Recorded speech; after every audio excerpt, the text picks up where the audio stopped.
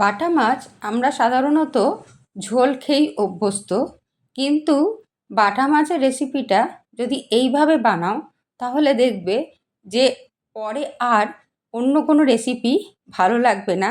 সবসময় মনে হবে এই রেসিপিটাই আমরা ট্রাই করি।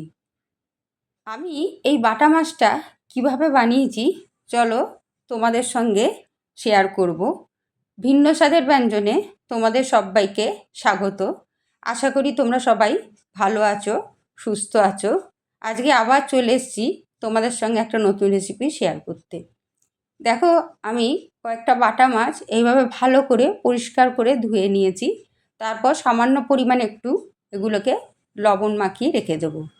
এইভাবে বাটা মাছটা কাঁচা রান্না করে যদি খাও, খেতে এর স্বাদটা অনেকটা ইলিশ মাছের মতো লাগে। অবশ্যই তোমরা বাড়িতে ট্রাই করে দেখো, কি দারুণ খেতে লাগে। একটা পেঁয়াজ নিয়ে নিয়েছি আমি, আর একটা টমেটো নিয়ে নিয়েছি। সেগুলোকে আমি এভাবে ডুমো করে কেটে নিয়েছি।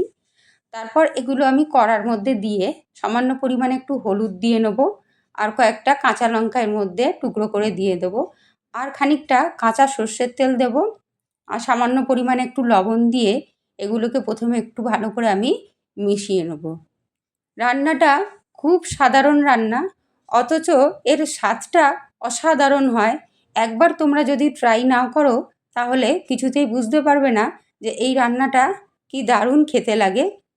আমি জল দিয়ে দেবো, জলের পরিমাণটা একদম তোমাদের পরিমাণ মতোই দেবে। যতটা তোমরা গ্রেভি খাবে ততটাই জল দেবো। দেখো, আমি এবারে মাছগুলোকে ঝোলের মধ্যে দিয়ে নিয়ে গ্যাসে বসিয়ে দিয়েছি।